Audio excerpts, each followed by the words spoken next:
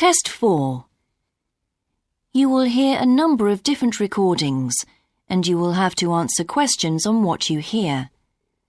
There will be time for you to read the instructions and questions, and you will have a chance to check your work. All the recordings will be played once only. The test is in 4 sections.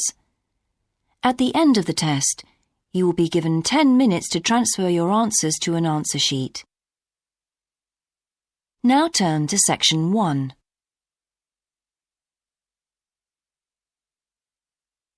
Section 1. You will hear a man telephoning to ask about a job in a hotel. First, you have some time to look at questions 1 to 4.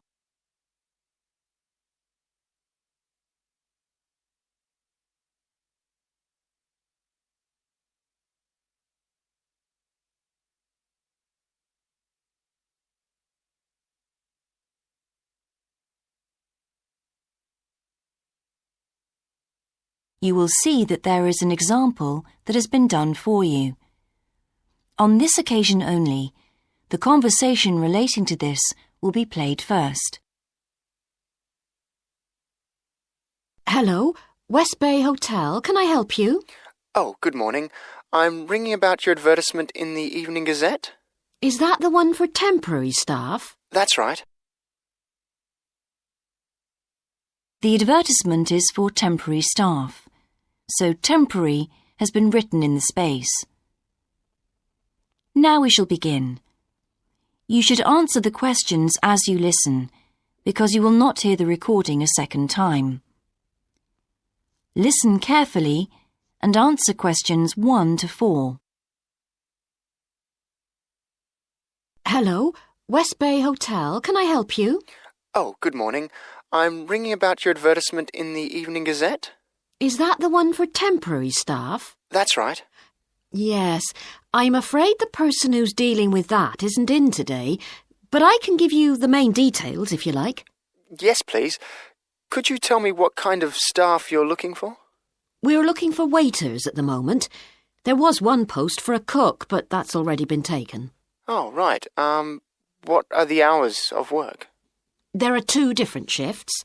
There is a day shift from 7 to 2 and a late shift from 4 till 11.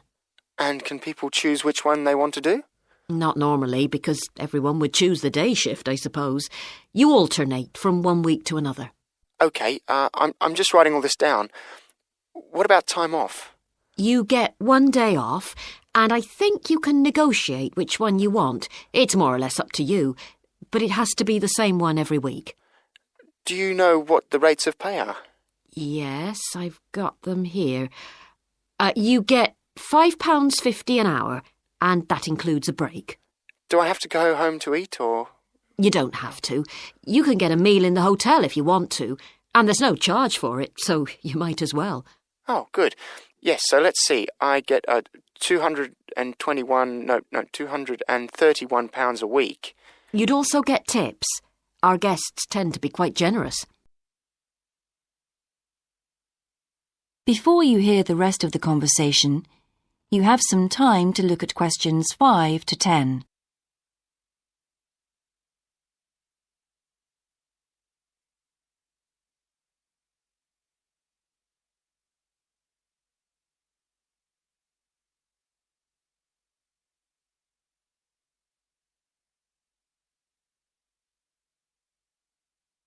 Now listen and answer questions 5 to 10.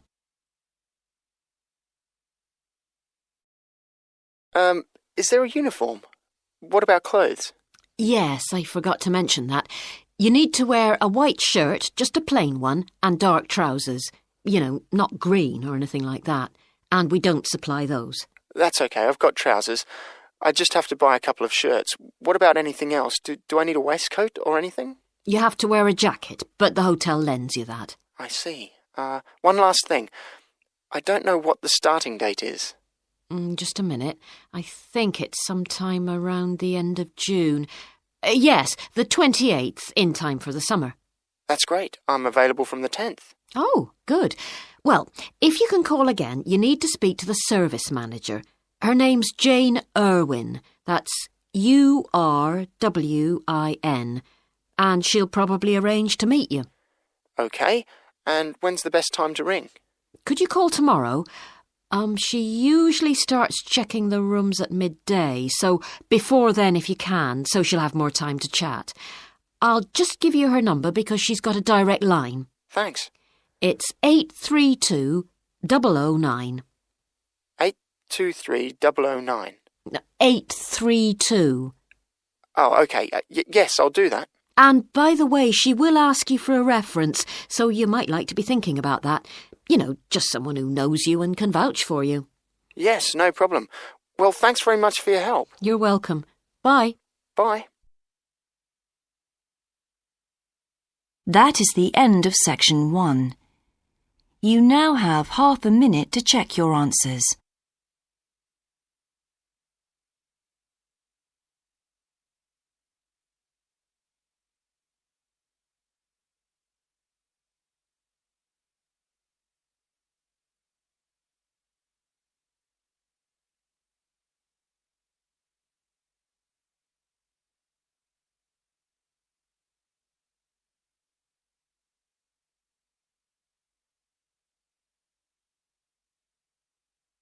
Now turn to section 2.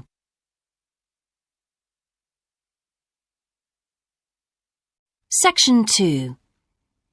You will hear a man being interviewed on local radio about a plan to improve a suburb called Red Hill. First, you have some time to look at questions 11 to 13.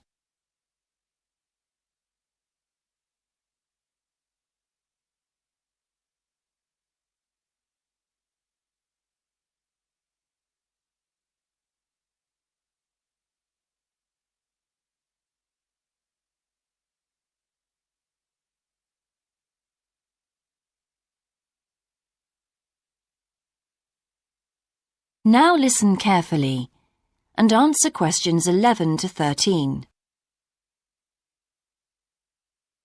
Good morning and welcome again to your city today.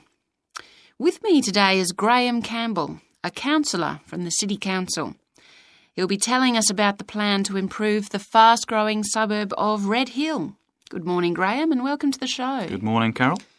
Now, Graham, I understand that there has been a lot of community consultation for the new plan.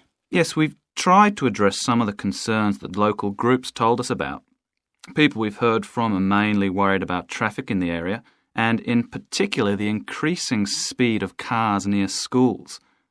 They feel that it's only a matter of time before there's an accident as a lot of children walk to the school.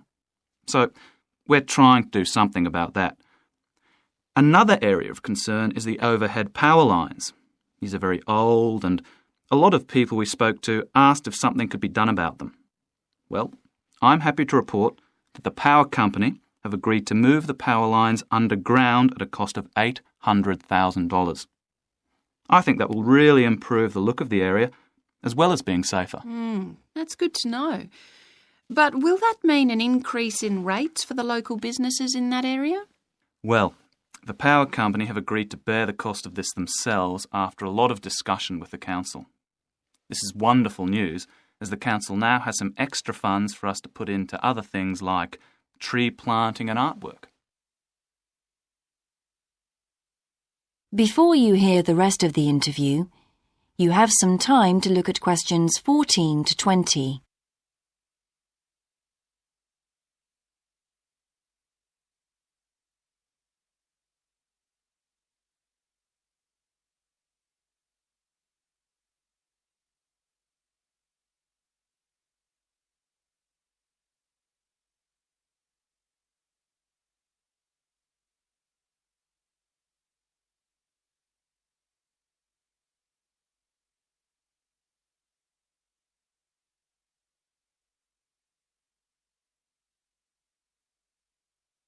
Now listen and answer questions 14 to 20.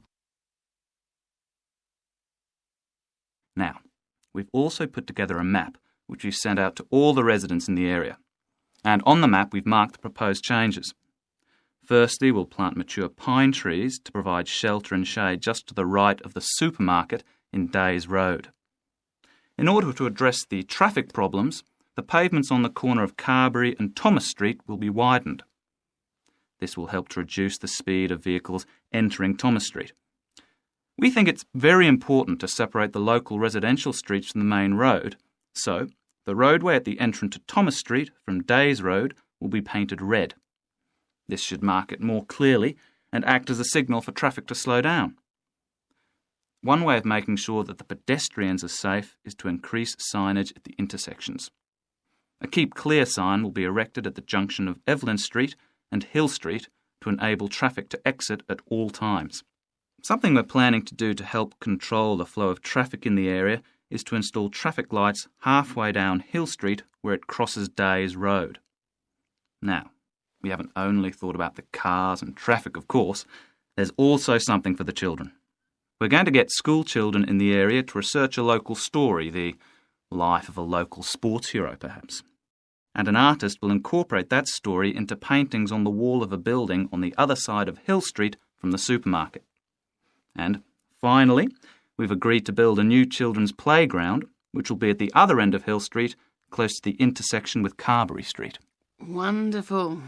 Now, what's the next stage? Well, the final plan... That is the end of section 2. You now have half a minute to check your answers.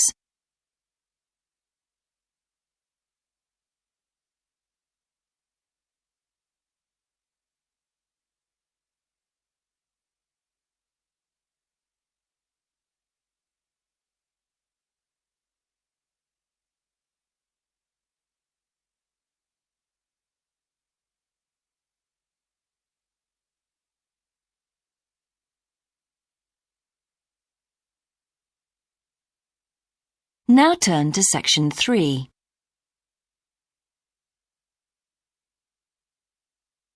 Section 3. You will hear two students called Dan and Jeannie discussing their studies at university. First, you have some time to look at questions 21 to 26.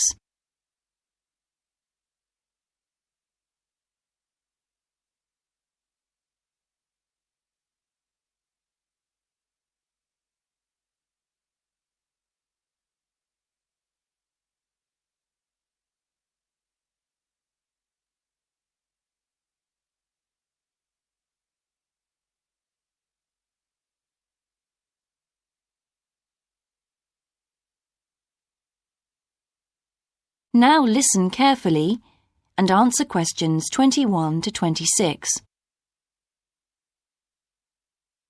Hi Jeannie, how's it going? Oh, hello Dan. Pretty well, thanks. Have you managed to get the money for the course yet? Yes, that's all sorted out now, thanks. It took long enough though. It was practically a year ago that I applied to my local council for a grant, and it took them 6 months to turn me down. That's really slow. And I thought I was eligible for government funding, but it seems I was mistaken. So then I asked the boss of the company I used to work for if they would sponsor me, and much to my surprise, he said they'd make a contribution. But what about college grants and scholarships? There must be some you could apply for. Yes, there are, but they're all so small that I decided to leave them until I was desperate. Uh-huh.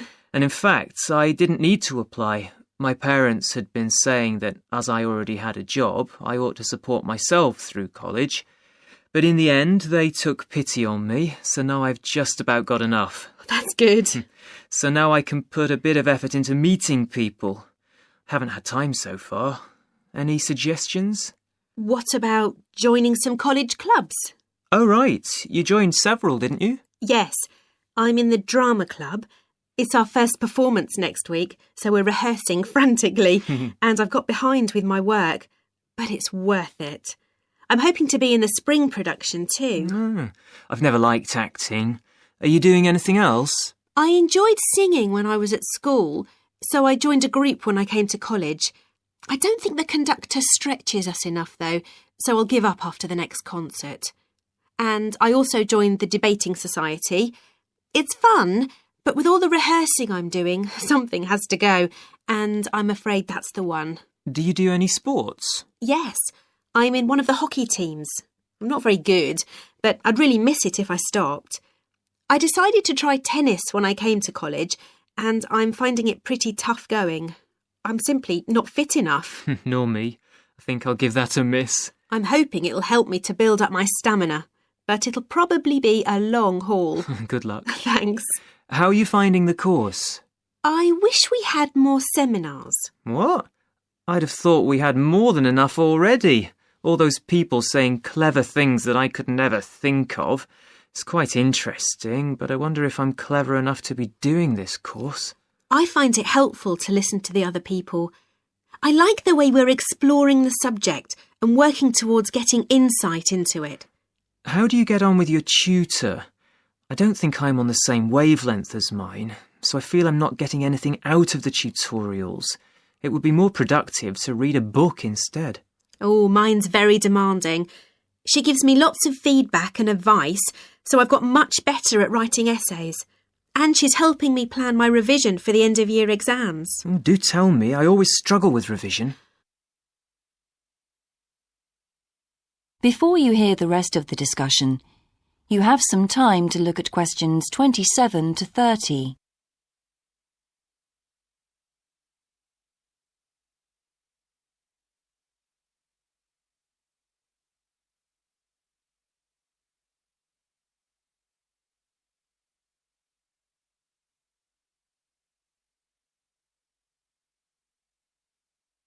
Now listen and answer questions 27 to 30. Well, the first thing is to find out exactly what's required in the exams. Would it help to get hold of some past papers? Yes, they'll help to make it clear. Right, I'll do that. Then what? Then you can sort out your revision priorities based on what's most likely to come up. I put these on a card and read them through regularly. Uh-huh. But that isn't enough in itself. You also need a timetable to see how you can fit everything in the time available. Then keep it in front of you while you're studying. I've done that before, but it hasn't helped me. Maybe you need to do something different every day. So if you break down your revision into small tasks and allocate them to specific days, there's more incentive to tackle them. With big topics, you're more likely to put off starting.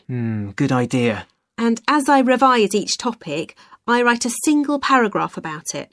Then later I can read it through quickly and it helps fix things in my mind. Oh, that's brilliant.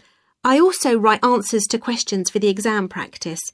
It's hard to make myself do it though. Well, I'll try. Thanks a lot, Jeannie. That's a great help. No problem. See you around. Bye. That is the end of section 3. You now have half a minute to check your answers.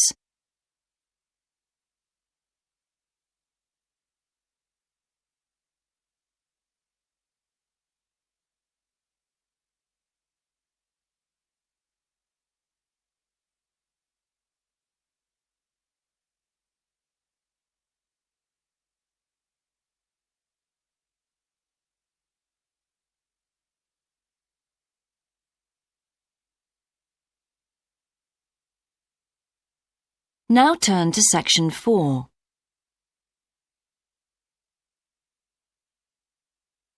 Section 4. You will hear a lecturer giving a talk about Australian rock art to a group of archaeology students. First, you have some time to look at questions 31 to 40.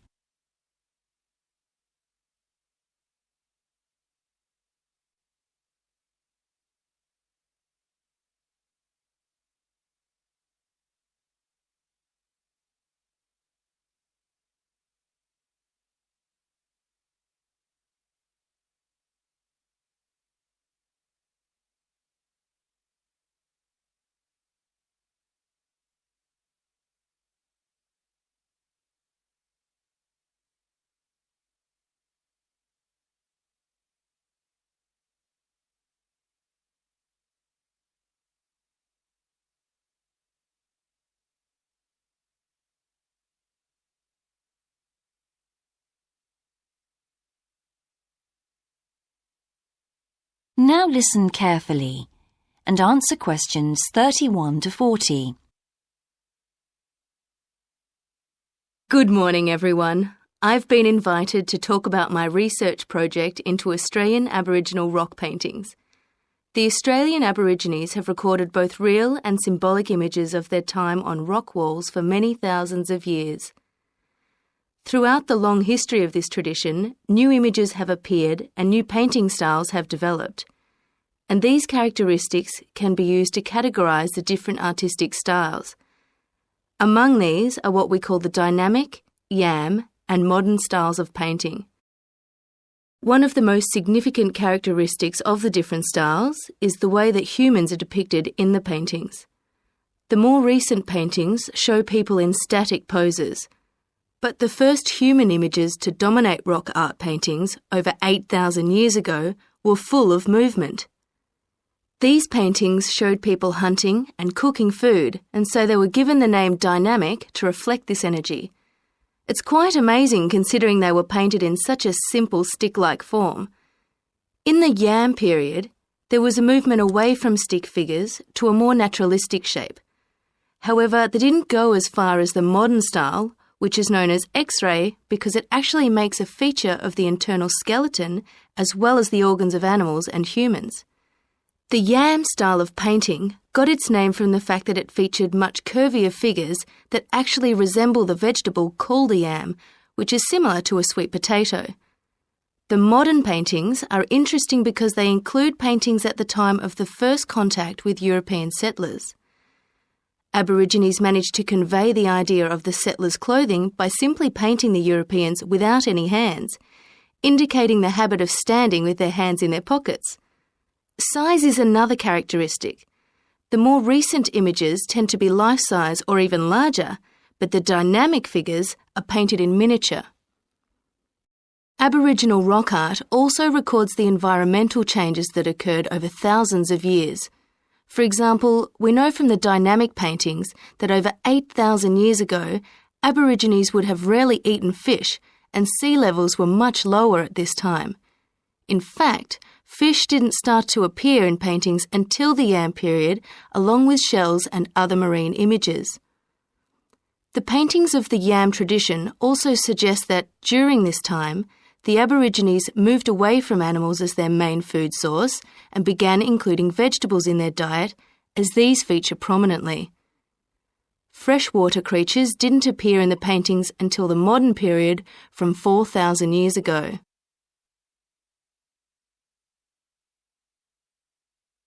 So these paintings have already taught us a lot. But one image that has always intrigued us is known as the rainbow serpent. The rainbow serpent, which is the focus of my most recent project, gets its name from its snake or serpent-like body, and it first appeared in the yam period 4,000 to 6,000 years ago. Many believe it is a curious mixture of kangaroo, snake and crocodile.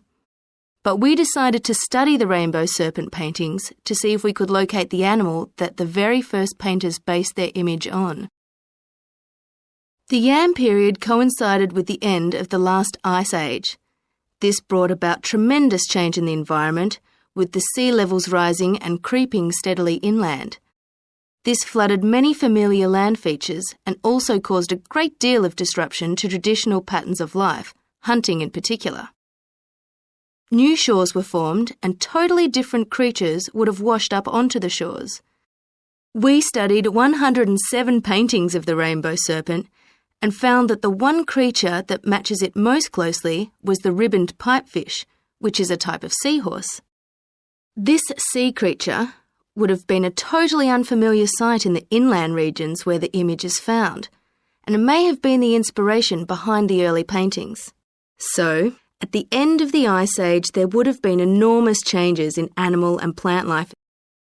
It's not surprising, then, that the Aborigines linked this abundance to the new creatures they witnessed. Even today, Aborigines see the rainbow serpent as a symbol of creation, which is understandable given the increase in vegetation and the new life forms that featured when the image first appeared. That is the end of section 4. You now have half a minute to check your answers.